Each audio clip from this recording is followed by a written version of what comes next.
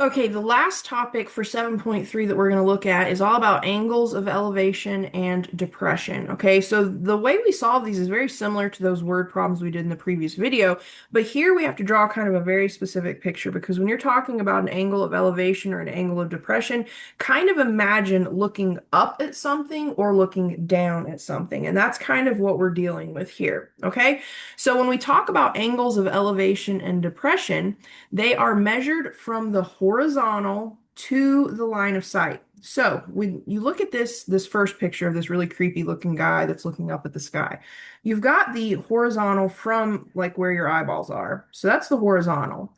And then imagine drawing an angle looking up from the horizontal. That's an angle of elevation. Okay.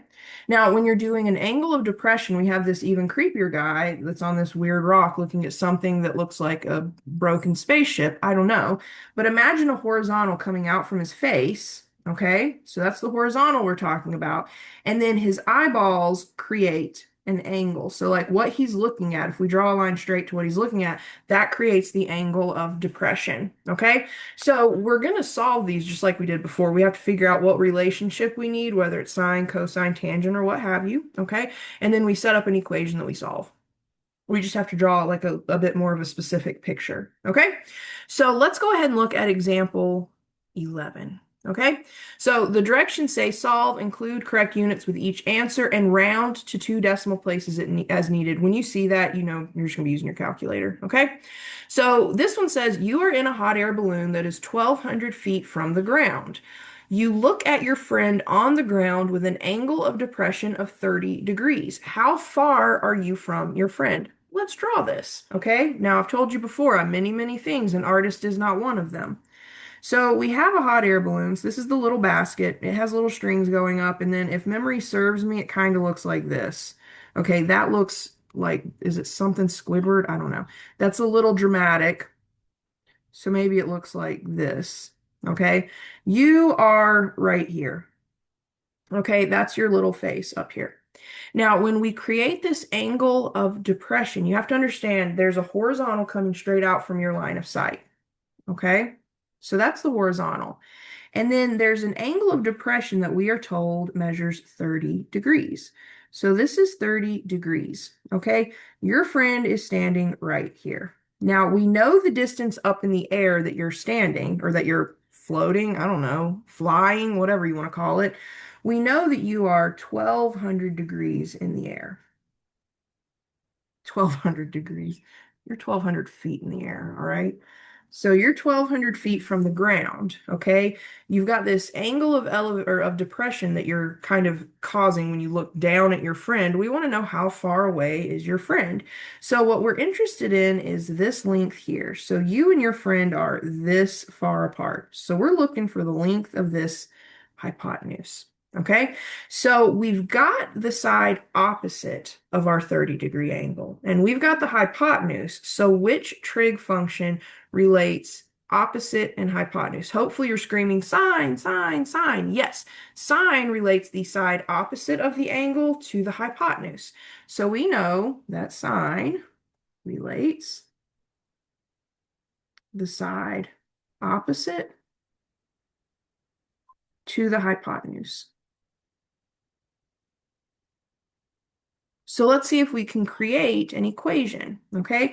So if I have sine of 30 degrees, okay, it's going to equal the side opposite, which is 1,200 feet, over the hypotenuse, which we're just saying is x. So we need to solve this equation for x. So the first thing I'm going to do is multiply both sides of this equation by x, okay?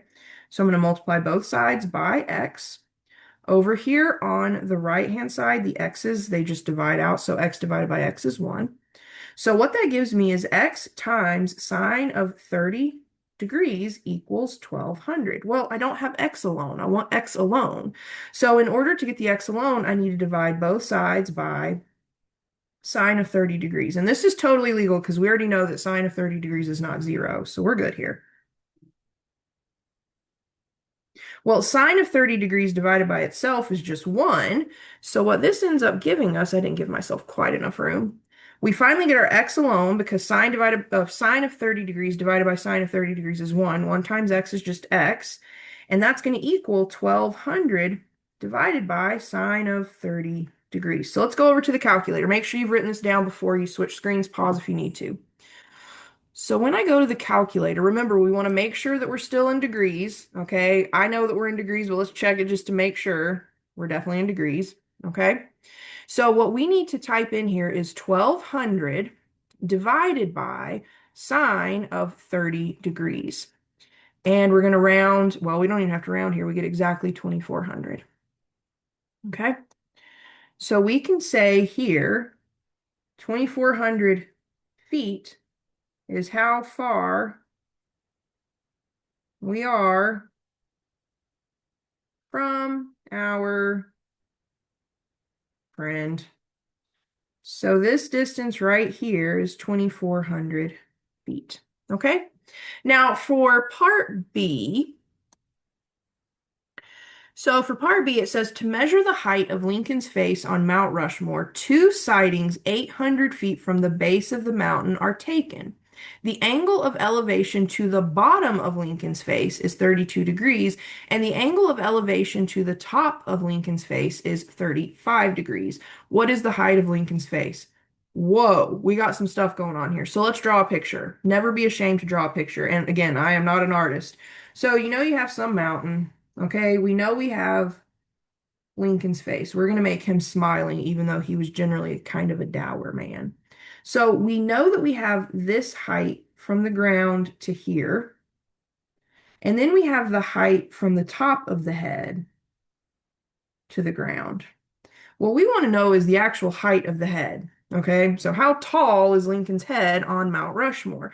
So we can create basically two equations that we can sort of manipulate, play around with, solve to figure out the height of Lincoln's face. Now, we know that from the base of the mountain, we have a distance of 800 feet from where our line of sight was taken. Okay, so two sightings. 800 feet from the base of the mountain. Now, the first one has an angle of elevation. So remember, angle of elevation, you have a horizontal and then imagine looking up. What angle is created from the horizontal looking up? Well, we're told that we have, I'm going to do this one in blue maybe. We're told that we have a 32-degree angle to the bottom of Lincoln's face. Okay? Now imagine that we have from the exact same spot, we have another angle of elevation, but this one goes to the top of Lincoln's head, and it measures 35 degrees. Now the issue here is we're interested in the side opposite of where this sighting was taken. So these angles of elevation, 32 degrees and 35 degrees, they're taken from the same spot, and we're interested in the heights from opposite that. And we're given the adjacent side. Now remember, what relates the opposite side and the adjacent side? That would be tangent. So remember that tangent relates the opposite side to the adjacent side. We know the adjacent side, that is the 800 feet from the base of the mountain from where the sighting is taken, okay? So let's call these two distances something different. So let's call the distance from the ground to the top of Lincoln's head, let's call it X, I don't know, 1, okay? And then let's call the distance from the bottom of Lincoln's head to the ground, let's call it X2, just something so that we can keep track of these two equations that we're going to create, okay? Now, if I'm interested in the height of Lincoln's head from the ground to the top of his head, we're going to call that X1. And so I know that tangent of 35 degrees, so remember the angle of elevation to the top of his head is 35 degrees. And that's going to equal X1 over 800 feet, okay? So if we can solve for X1, we have the height from the ground to the top of Lincoln's head. Now, if I do tangent of 32 degrees, that's the angle of elevation to the bottom of Lincoln's face, then that would equal X2 over 800 degrees. So side opposite is X2, side adjacent is 800 feet. Okay, so basically, if I can take the height of X1 and subtract the height of x2, I'll get the actual height of Lincoln's face, okay? So let's take each of these right here and just solve for x, okay? In order to solve for x1, I multiply both sides by 800. The 800s cancel on the right, leaving me with x1 equals 800 times tangent of 35 degrees. Now, if I solve for x2, again, I have to multiply both sides by 800. And that tells me that x2, well, the 800s cancel beside the x2, so that tells me x2 is equal to 800 times tangent of 32 degrees. Now, if I can find the difference between x1 and x2, I get the height of Lincoln's face. Oh no, is it not going to erase? There we go. So if I take, there we go, x1 minus x2, that equals the height of Lincoln's face.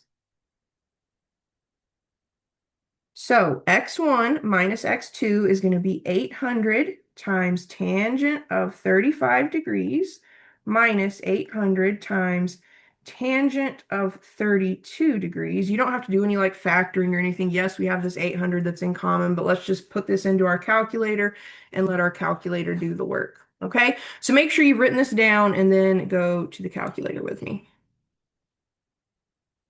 Okay, make sure you're in degrees. We're in degrees. Okay. So we want 800 times tangent of 35 degrees minus 800 times tangent of 32 degrees. And whatever difference we get here is the height of Lincoln's face. Okay. Now, if you wanted to do these separate, 800 times tangent of 35 tells us the height from the ground to the top of Lincoln's head. So from the ground to the top of Lincoln's head, we have 560 feet. If we do 800 times tangent of 32 degrees, we have the distance from the ground to like Lincoln's chin, which is 499 point blah blah feet. The difference between the two tells us how tall Lincoln's head is, which is 60.27 feet. Okay, let's go back to the worksheet. So we get 60.27 feet is the height of Lincoln's noggin. So this one is kind of a lot. Make sure if you need to, you watch the video a couple times, really understand the picture that we've drawn. If you need to redraw the picture to make it make more sense to you, that is fantastic. Play around with this, but this is how you can solve this particular problem here. All right, so that's it for angles of elevation and depression. Make sure you understand that there's like a horizontal that comes out from your line of sight, and then you're looking either up, angle of elevation, or you're looking down, angle of depression. And that creates some kind of angle, and then you can use the trig functions to help you solve. All right.